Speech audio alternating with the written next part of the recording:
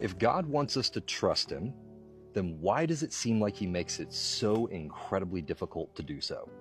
This is a question that someone sent me, and I think it's a valid one, because you would think if you want someone to trust you, there would be a better way than sending them letters through strangers from all over the world over thousands of years. Or if you wanted someone to know that you loved them, you would think there would be a better way than subjecting them to a life of disappointment, and then the very few things that they actually enjoy doing, making those things against the rules. And the truth is, from a human perspective, these arguments all make perfect sense. The problem is that God is not human, he is spirit. And even though we're born as humans, God's intention for us is that we would also be born again as spirit, which means that when we address these types of questions and these types of thoughts, we have to address them through spiritual eyes instead of natural eyes. So let's get into it. Now, to answer this question, we first have to look at the questions behind the question, which is, 1, why does God care if we trust him? And 2, what exactly does he want us to trust him about? Now, we find the answer in the book of Ephesians. It says that God created us in love before the foundations of the universe for his good pleasure and purpose, that we would be his sons. And so we were created in love to be his sons. Now, for a relationship to be based in love, we must meet one crucial condition. It cannot be forced. Otherwise, the relationship will be based on obligation, coercion, or control instead of love. Now, how do we know this? Because we can see this demonstrated in other relationships in creation. If you look at the angels, they were created to be servants. So the basis of their relationship is obligation, and it's maintained by fear and punishment. The same is true of material creation. It was created to obey. And you see this in the book of Job, where it says that I said to the waves, or where were you when I said to the waves, this is your boundary, you will go no further. So the basis of the relationship for the material creation is control, and it's maintained through programming. But God didn't want that kind of relationship with us. He wanted a relationship based in love, which means the rules are different. And it also means that we're unique in creation, because where the servant is obligated to do the master's bidding and the material is controlled by the master's programming, we are neither obligated or controlled. Instead, God chose to present us with the evidence of his love and then give us the option to choose. Or you could put it another way, that our relationship is based in consent while other relationships are based in compulsion. So returning to our two questions, why does God want us to trust him? And what does he want us to trust him about? The answer is, he wants us to trust him because without trust, we cannot have a relationship based in love. And what he wants us to trust him about is that he loves us so that we will choose to engage him in that relationship. There's just one problem. In order for us to trust him in either of these things, we would need 3 things. First, we would need a proper definition of love, or a correct definition of love. Second, we would need evidence that he actually loves us. And third, we would need a certainty that we were not somehow programmed to choose him, but rather we're actually choosing out of a genuine desire to be in that relationship with him. And that's where we start to see the dilemma. I mean, how does God teach us what love is without appearing to have a bias, since his whole reason for teaching us what love is so that we'll love him? Or how does he demonstrate love to us in a way where we can actually trust his motives? And then lastly, how could we ever trust that we are actually choosing him when our power imbalance is so extreme that he could literally code it into our DNA to choose him and we'd never be the wiser?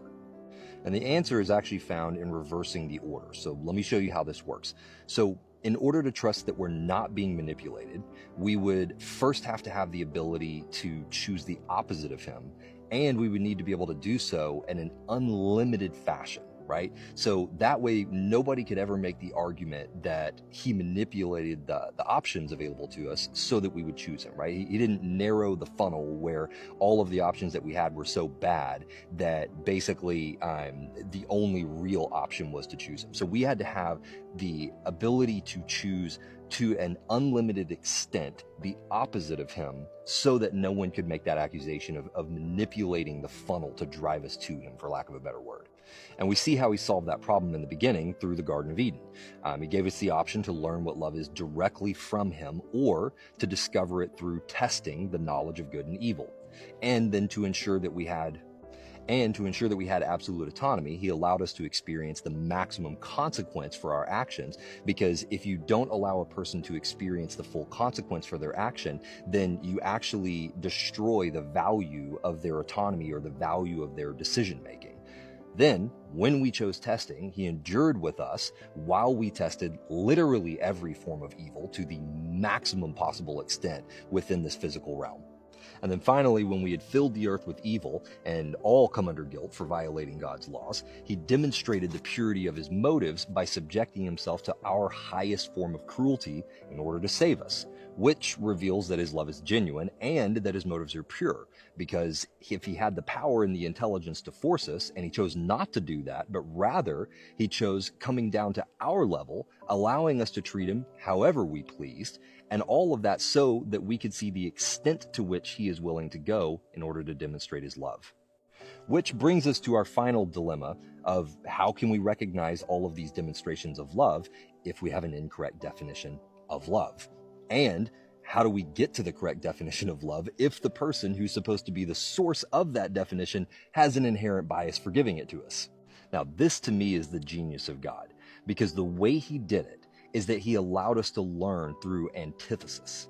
He gave us the choice to learn directly from him so that we weren't forced to learn it through experiencing evil, which is the antithesis, because that wouldn't have been loving. But then, when we chose to learn by experience, he actually allowed us to learn through antithesis so that we could trust that the definition of love isn't being manipulated, since by our own experience, we have the basis of comparison.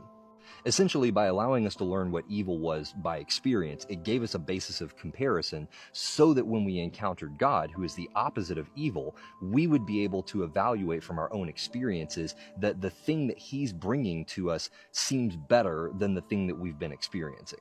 Because without that experience, we would then just have to trust that whatever it is that he's telling us is good or loving is actually good and loving. And that's exactly the problem that Eve ran into in the garden. When Satan said, God is lying to you, he's actually doing evil towards you by withholding, she didn't really have an answer because she had no experiential basis by which to compare. And this is where things get really crazy, because that means that all of the things that we would commonly point to as obstacles for trusting God, all the personal traumas that we experience, all the disappointments that we experience, the natural friction of living in this natural realm, all of these things are actually the very things that give us the basis of comparison to recognize his love without having to question whether the definition was manipulated. And when you put all three of these things together, the definition of love being the opposite of evil, the ability to trust God's motives towards us through Jesus' sacrifice, and the confidence that our choices are not being manipulated due to the existence of others choosing the opposite of God and the allowance of those choices to reach their absolute extreme, we are left with an unassailable argument that we can trust God to teach us about a reality beyond our own. That we can trust him when he tells us to do things that seem contrary to our natural experiences, like not worrying about what you're going to eat or what you're going to drink or what you're going to wear, but rather seeking first the kingdom instead and trusting that he's going to give those things to us. Or when he says that he's loving us by not allowing us to take possession of things that we want because we're not ready yet. Or he prevents us from pursuing passions that we think are going to make us happy because they're going to make our flesh happy, but ultimately will destroy our soul. We can trust him when he allows us to experience difficulty as discipline so that our character is prepared and can withstand temptation instead of drawing us away from him, which is literally the most loving thing that he can do because he is the absolute source of good. And so when we experience difficulty and that difficulty drives us away from him, it actually drives us away from the very thing that can heal us after the experience has built up our character. All of this is why I believe it feels like God is making it hard to trust him.